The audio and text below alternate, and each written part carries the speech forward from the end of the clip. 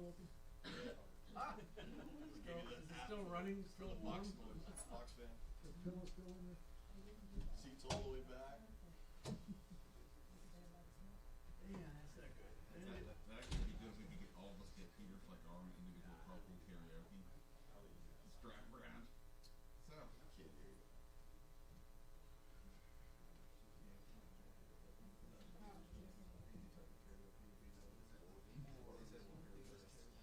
Hopefully. Yeah. It's like mom said, maybe just kidding.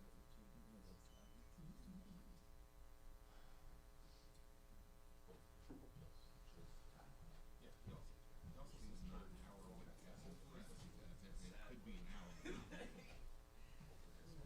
Well, because I had that. It was wild. It was something else.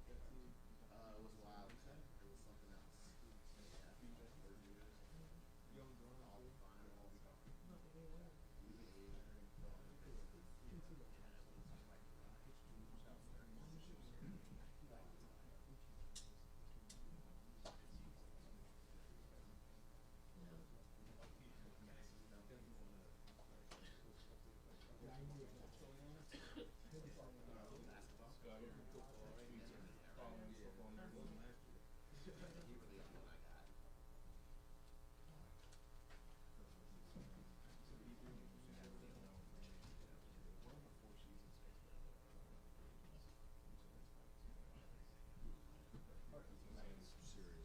Yeah. So, pending free agent. I mean, that's ridiculous. That you know what I mean? That's insane. It's all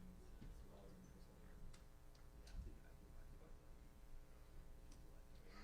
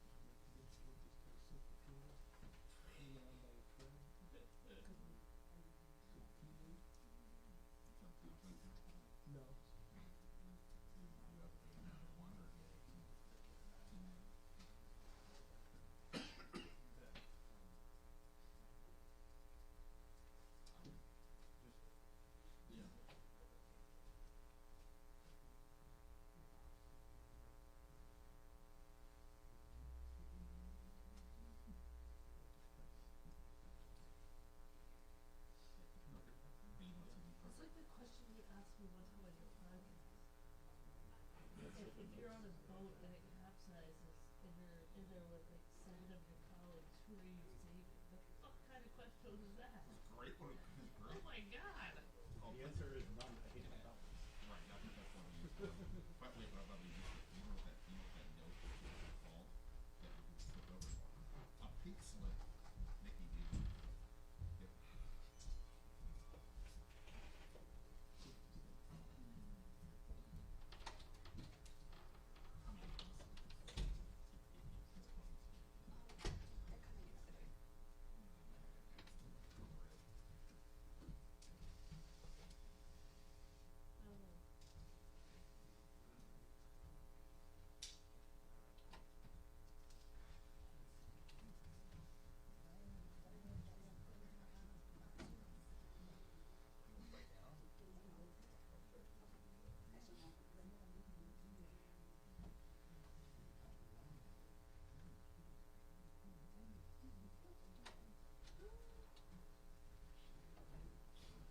What's up, everybody?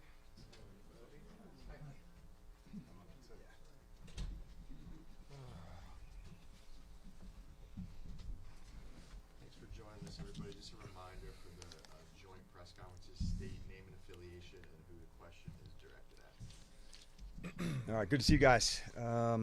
As we're getting rolling, I think as the season's over, a lot of would say, all right, now what? And for AP and I, we would say, man, it's just the beginning. We got a lot of work to do. And I know you'll ask, what changes are, being made, and we're not able to go there yet. Everything needs to be and is being thoroughly examined and discussed, and really our work is answering the question, what went wrong and what do we need to do to fix it, and make sure we never, go through this again in a season like this. And so that's our sole focus, and what's kind of going to be driving us, in the weeks ahead.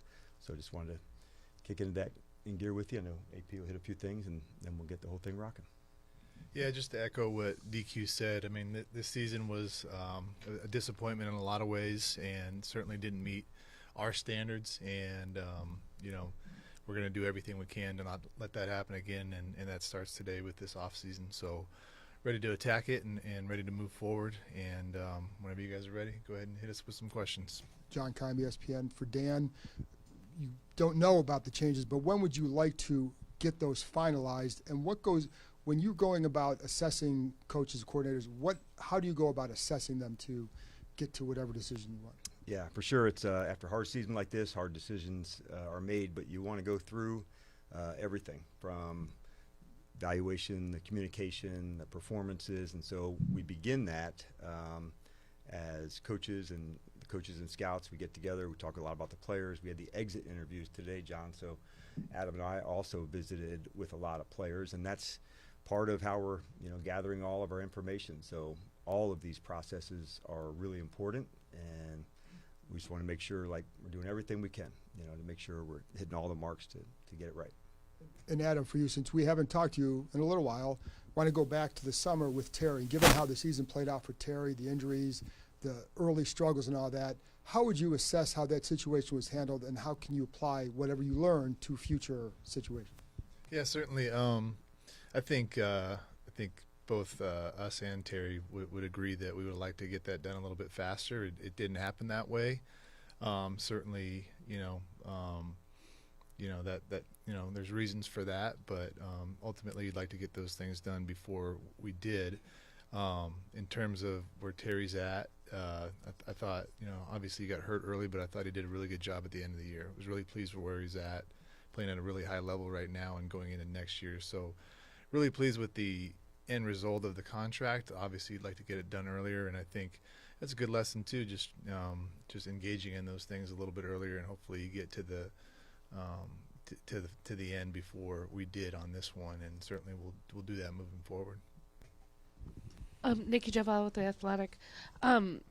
This is for both of you. Just looking back over this past season, how would you assess the work that Cliff did with the offense? Yeah, we're going through all the coaches.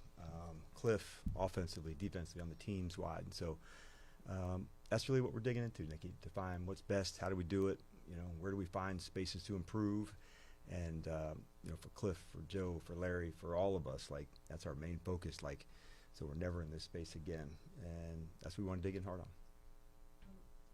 And if there's, for both of you, if there's one thing that you could go back and redo? I know everything's 2020 in hindsight, but injuries aside, is there one thing that you wish you had done differently or anything like that? Yeah, there's probably a million things, when you think about it, when you don't have a good season. So it's hard to nail it down to one. I would say looking back, the things that I'm not pleased with is our turnover margin and to not create enough takeaways, not doing a good enough job with the ball. Those are the things that come to mind first. We want to play bold, we want to play aggressive, but that part, you have to more emphasis, more things in for it. That would be one that comes to mind first. The one thing, there's too many to list. There's like paper cuts. I don't know how the saying goes, like death by a million paper cuts. There's, like when you're in this space, you're constantly evaluating and, okay, where do we go? And even yesterday, like I had said, I'd hope we'd find some of these winning time moments before the off season. And so yesterday, being behind in the fourth quarter, getting a touchdown, getting a stop, getting another touchdown, defensive stop, that's what I was looking for. And so to see some of that applied through the practice, I was pleased to see. I thought it was like a step in the right direction. We're not waiting till the off season to get this shit fixed. Like, it has to be addressed and worked on. And so I was pleased to see that, no matter who is in. Yeah, I would echo a lot of what he said. I think, taking care of the ball, doing a better job tackling, but the fundamentals of the game and our play style, I think, slipped a little bit. But those are things that we really need to hit on and harp, from the very beginning and make sure that we're upholding that standard week in and week out.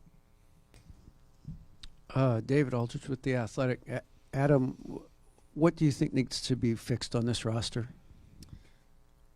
Fixed, I think, the health played a big part. Certainly it wasn't even close to the only part, but I think starting with a healthy team and really staying healthy is a big deal.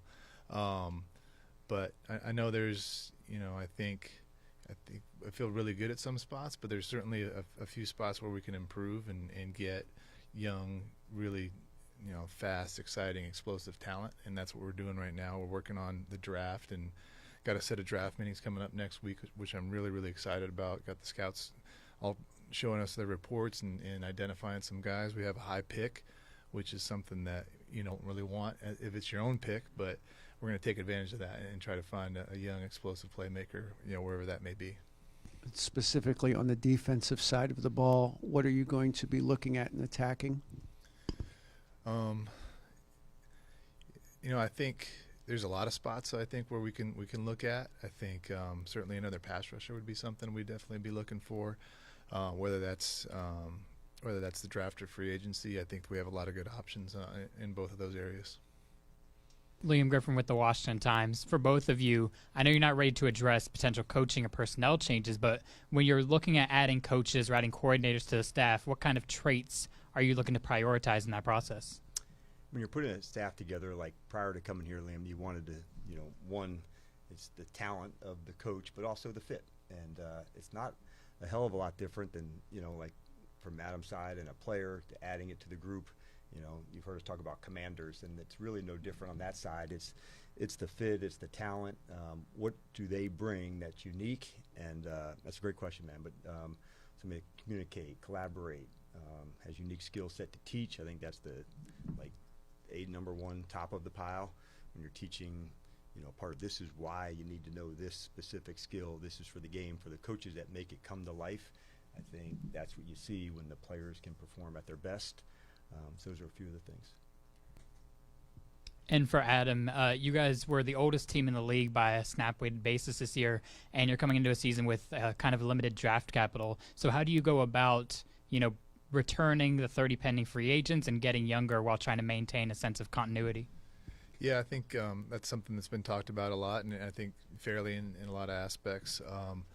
But, I think you're always trying to get younger and faster, and I think that'll be a big emphasis for us this offseason. We'll go to Sean on the right. I hear the speed coming around the corner. That's awesome.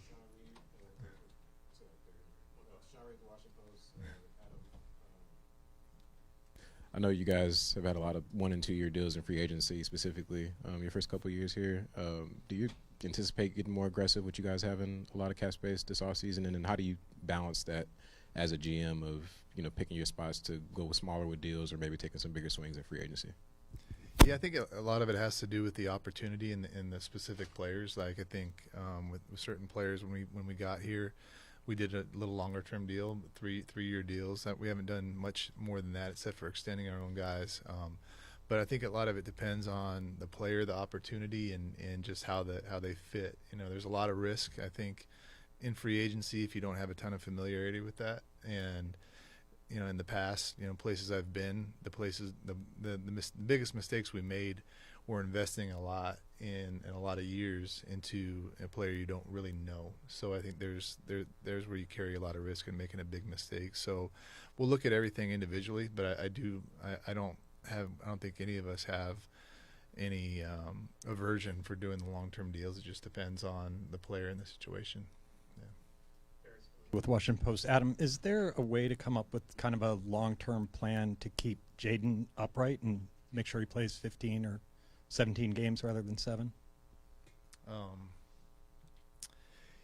Is there a way? I think really, and this might be a better question for DQ, but from me, I think is just continuing to, from my, from a personnel or GM perspective, is continuing to put good players around him. That's in front of him at the O-line. It's running backs to control the ball and control the clock and not put it all on his shoulders and get in second and third and manageables.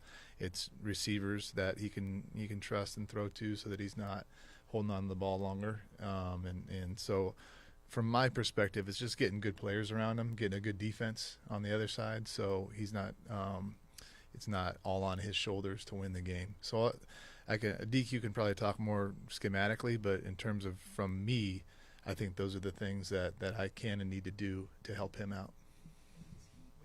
Involved in those discussions of hey, this is how we want you to play. This is who we're surrounding you with. How much of it participates? Yeah, very much so, that part. And even after his injury, we specifically said this is the area, this is what we're going to work on him.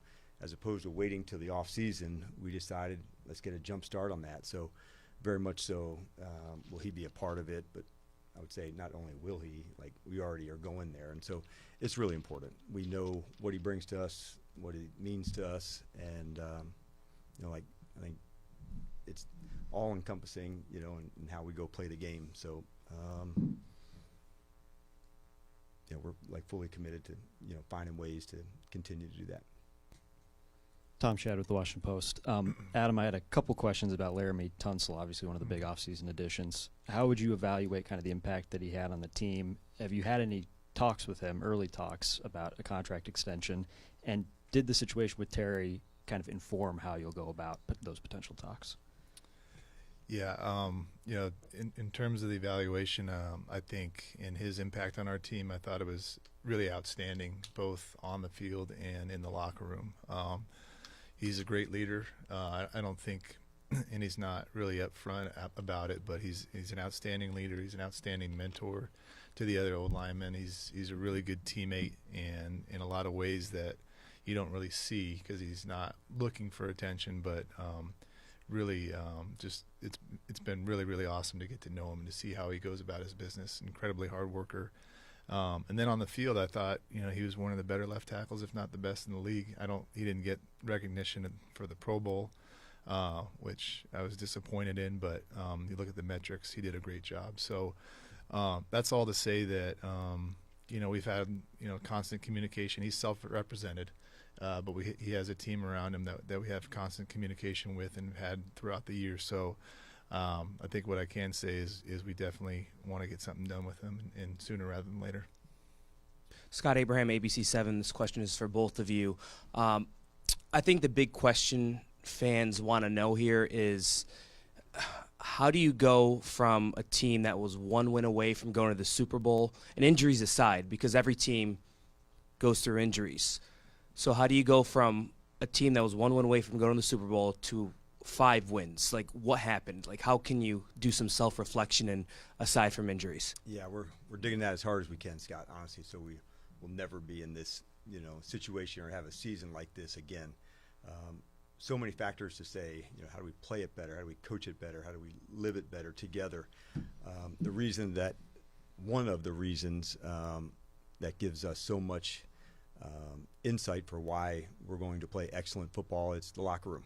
And when you go through, a terrible season, you find out a lot about guys, and you've been in the locker room, you've seen how tight and connected these guys are and how hard they want to fight for one another. So in the midst of a terrible season, I know that part is right. And if you have that part right, Scott, then I'm certain, with the changes, with the things that we need to do moving forward, we're not just trying to be good for 1 year, we're trying to do it as good as we can for a long time. And man, are there lessons from this season that we're going to apply in 26, 27, 28, and beyond. And that's what I'd want you and our fan base to know that, man, it was hard, and hard decisions have to be made. But if I can tell you how many lessons there are to gain, man, it's a crazy amount. Adam, you have anything to add? Yeah, I mean, I would echo a lot of what DQ said, but obviously it's not just one thing. It's not just the injuries. It's not just this. It's not just that.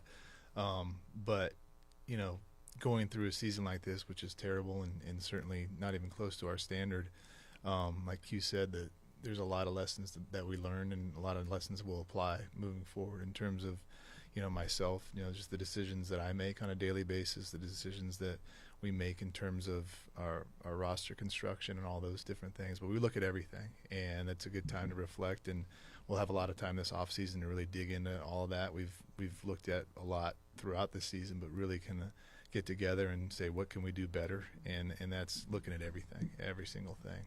And Adam, I want to quickly ask you about the tight end position. Obviously, Zach's future is kind of uncertain right now.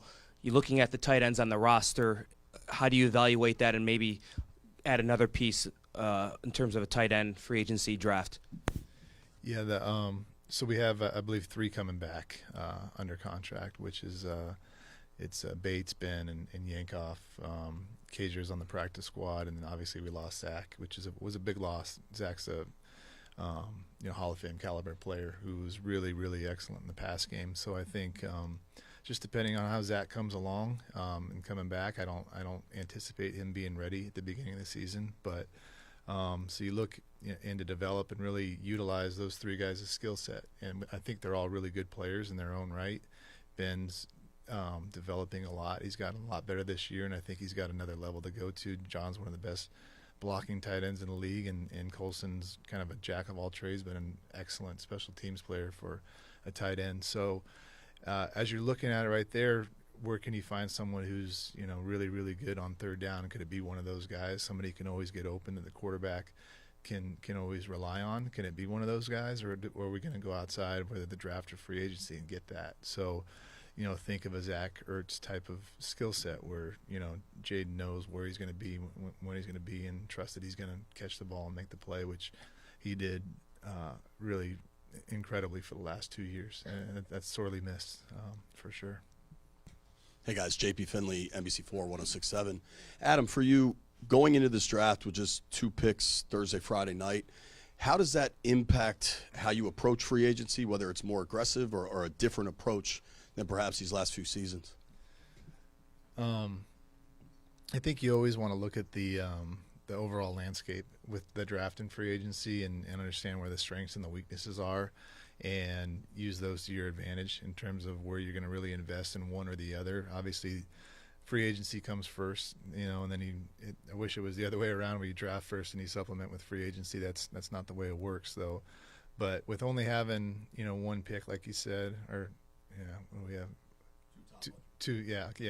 Sorry, we don't have a second or a fourth, which actually very happy that turned out that way with Laramie. I think I would do that one all over again. But obviously we have a top 10 pick, which you could look to move and get more picks if the opportunity arises. But certainly I think every offseason, no matter what your picks are, what you have, you're always trying to maximize both the draft and free agency, getting guys that you might not be able to get in the other one. So if you're going free agency, it's super heavy at one position, maybe you go there, and then the draft you go elsewhere to fill those needs. Sorry, DQ, that all the questions are for Adam, but we get to talk to you all the time. No worries, man. You guys talk about your comprehensive approach a lot. Adam, I'm curious, what's your role in the coaching staff decisions? I'm really just here to support DQ. The coaching staff is DQ's, and I'm always here to help, like during the season and off season, however I can, to help support him and help him make the decisions that he needs to make, and certainly wherever he needs. So it's not, I'm not involved in whatever decision it is. It's always DQ's call, and I have his back on whatever he wants to do. There's not silos here, JP, with coaching and scouts. We connect, we talk a lot, we visit a lot, and so it's one of the things I enjoy most is those conversations. It's different perspective, different points of view, so it's as collaborative as I've been a part of. Yeah. Good evening, gentlemen. David Harrison, WSA 9. Coach, unfortunately, I do have a question for you. Yesterday, Von Miller talked to us about, or said a familiar phrase that you say a lot is forget next time, get them this time. And when he mentioned that, he said that the reason he has that saying is because it comes from not playing for yourself. When you play for yourself, you can get that sack the next play, or you can get that tackle the next time. But when you're playing for each other, you want to get it this time. There is no next time. I mean, how much does that resonate? I know you have said that phrase. How much does that resonate with the spirit of why you say that? Yeah, and it doesn't surprise me that I heard him say that. He has been a remarkable teammate. Adam was talking about Laramie and kind of the impact that he's made, and both of them are quiet, so confident in how they play and their style. It's almost like they can speak softly, but you're leaning in. People want to gain the knowledge and the wisdom that they have, and I'm super grateful for both of them because they're wanting to share that knowledge and that wisdom. And as a veteran player, you can imagine the impact that it has on the younger ones. And even when we're calling younger, I'm saying been in the league a shorter amount of time. It's very cool to go through. This is going to happen. You can hear them on the sideline talking. Next one, we're going to do this. This play's going to happen. And so those are things that come up that you can't really coach. It comes with the experience. And there's advantages with having people like that on the roster that have wisdom and impact. And if they're willing to share it, that's a big deal. And neither Laramie or Vaughn or Wags or Zach or any of them, we've never had even conversations. Will you take this one under? Will you do that? Because that's not like forcing someone to lead. Like, that's not effective. They just naturally, get a way to pay it forward. And it's really cool. I've had in a really tough season, I've really enjoyed coaching Vaughn.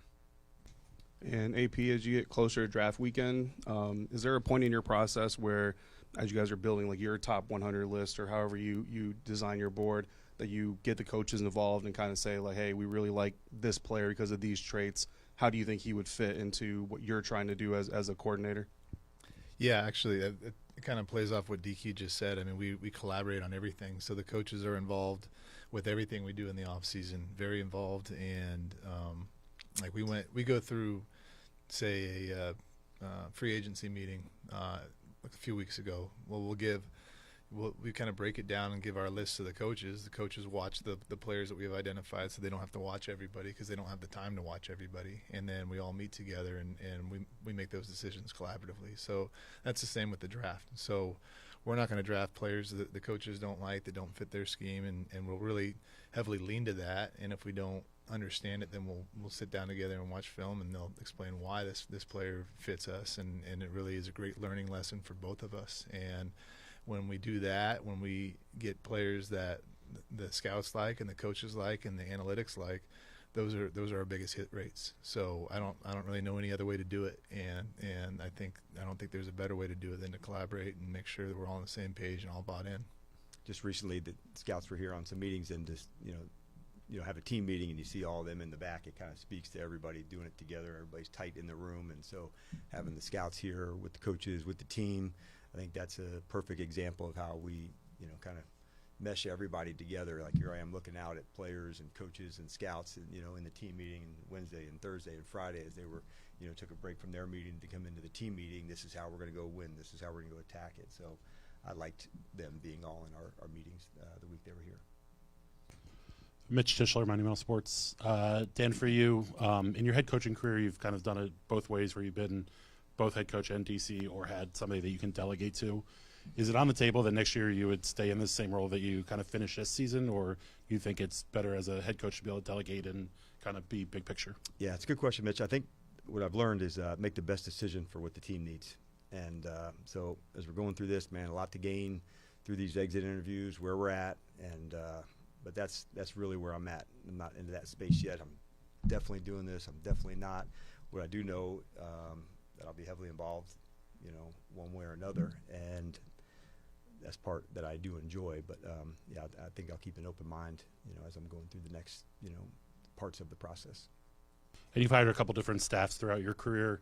How do you balance going after coaches and personnel folks that you know versus guys who might be able to bring in kind of new ideas, different ideas to a team as a whole? How do you balance kind of? Yeah, I think you want to always have like a contingency planning system ahead for when, you know, changes are made. And so you want to think about those people who are fresh, who's, you know, on ideas, who's within your own, you know, building that knows statuses to go. And so you keep that in mind, but you're always just kind of, you know, watching and learning and growing, and you have to adapt. And some of the things that were effective, you know, 10 years ago, 5 years ago, evolve and change. And it's kind of one of the fun parts of coaching. And through the years, I've met some fantastic coaches that I didn't know before. And, you know, one that left this year was Tavita. And so when I got here, he was somebody that I wanted to hire and to be here. And so, man, I'm super grateful. I learned a lot from Tavita. And that's just like one small example amongst others, a Bobby Ingram or others that, you know, I may not have known, or I've known of them. And then to actually, you know, go shoulder to shoulder in a couple of years, then you find out a lot. Ben Standig with the Team 980 and Last Man Standing. Adam, for you, with regards to the wide receiver room, going back to the spring and summer, obviously in an ideal world, you have Terry, you have Debo, and you have Noah Brown, but you have Terry holding out early on. Noah gets hurt in minicamp, misses all of training camp, and both those guys were out. At what point did you just look at that and think we still have enough depth? Because from the outside seemed to be a wonder as to what would happen, and obviously those guys were out a lot of the year. Yeah, I think anytime you get your top two starting guys, it hurts your depth regardless of how much depth you have. Certainly, we were always looking for help. We're always looking to get every room better. We explored a lot of different ways to get better. We ended up getting Trey Burks, who ended up being a really good player for us down the stretch. But yeah, a lot of it has to do with opportunity and then what the cost is in order to do that. And did not, I think both Noah's and Terry's injuries probably were a little bit longer than we thought they were going to be, and so all that played into it. But certainly, it made it hard for Jaden, with not having the full complement of receivers and some young guys behind him. So I think that's a good lesson for sure. But I think we did explore a lot of different things. We just didn't always pull the trigger, just depending on what that costs, or what, whether it's draft capital, whether it's contract, whatever it is, and I think it's certainly something we'll have to look at down the road. And obviously the front office is about looking ahead. The coach is about looking in the moment. When you guys are in the position where you're eliminated from the playoffs or the season's going a certain way, do you weigh in and say, hey, maybe we need to get some younger guys in to see what we have next year, or even have a discussion about, hey, if we win a game in the last week, it could affect draft status and the importance perhaps of that, even if you say we're not going to worry about that? Do you weigh in on those matters? I told him the tank, and he just said no. No, that game was important. No. The game was important for us to win, so I'm really glad we won for a lot of different reasons. But in terms of just weighing in on personnel things, I think it goes back to what Q was saying. We talk all the time. We talk every single day, all day about how can we do better. And I'll make suggestions, and I'll say, oh, that's a good idea, or no, this is why we won't do that. But I think that's a constant dialogue between us, and there's no we have a great respect for each other. So if I ask a question, he knows where it's coming from, and it's not coming from a bad place. It's either coming from trying to get information or just understanding. So, but yeah, we're always talking about that, every single week, regardless of our record, always trying to. Sometimes I have ideas that I think are good and they're not. And he'll tell me why, and then sometimes they are good. So I think that's a healthy relationship that we'll always have, and I hope that, we'll continue to have. Yeah.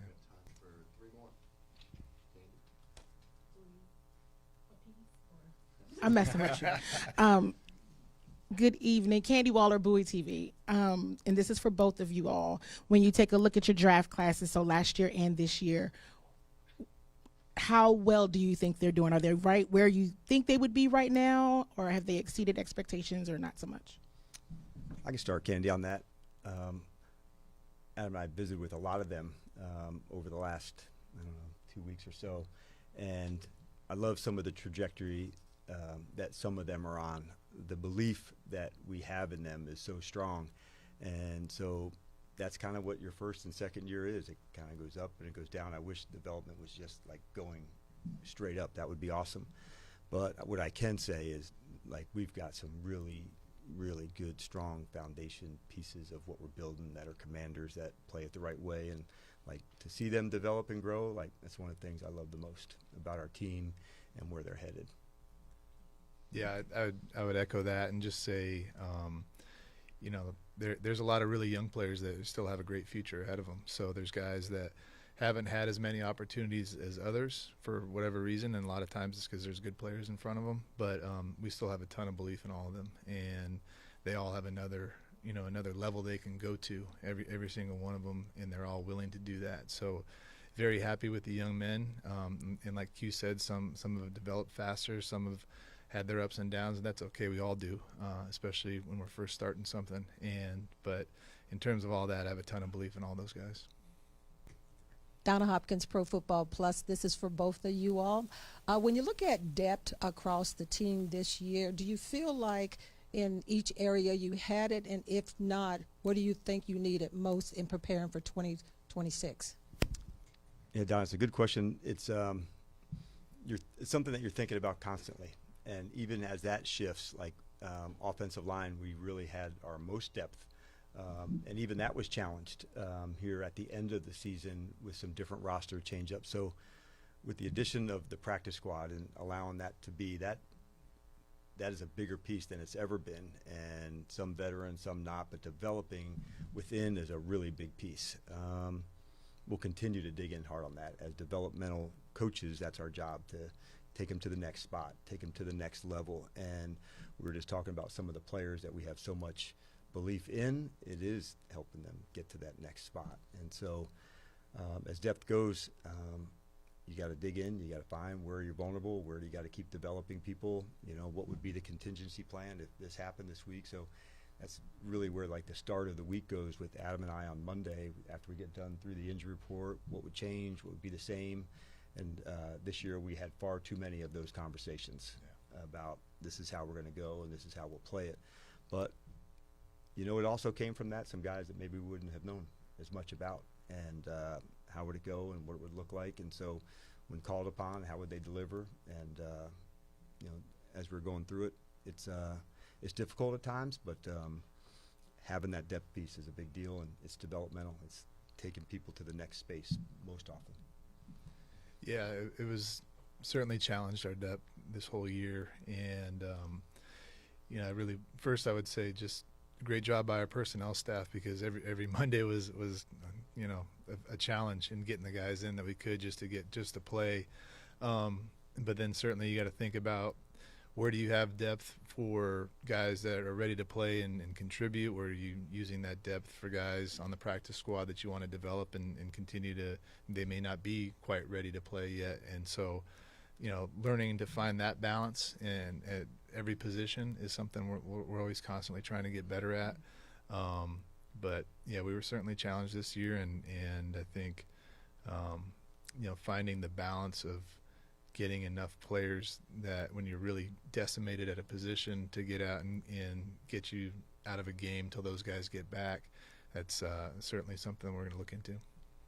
Hey guys, Zach Peerless, CBS Sports. This is for Adam. This is going back a couple years for you, but you were with the 49ers in kind of an eerily similar spot where you had a breakthrough year. Then next year there were some injuries kind of across the board, kind of fell back, and then you guys got right back to it. Does this situation remind you at all of that one, and what lessons did you learn of being able to build and have that roster right back after kind of that one down year following the breakthrough? Yeah, first of all, I hope so. Hope that happens.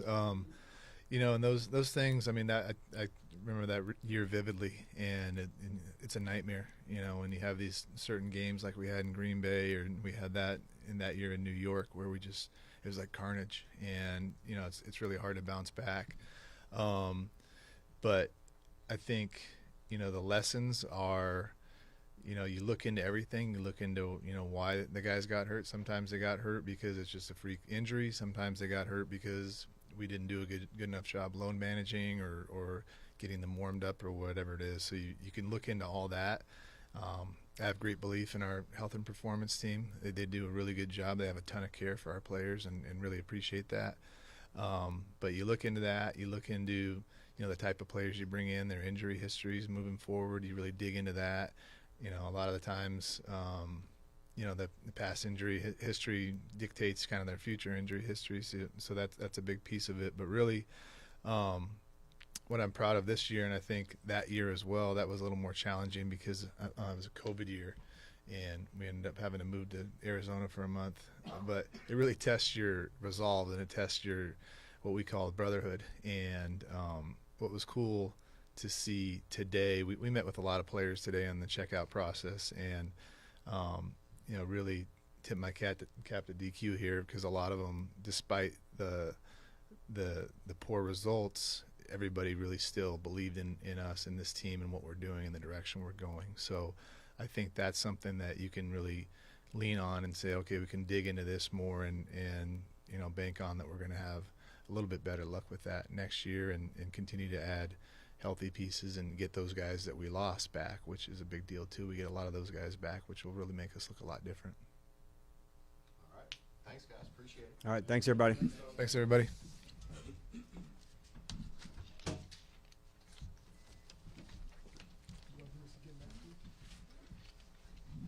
Sure.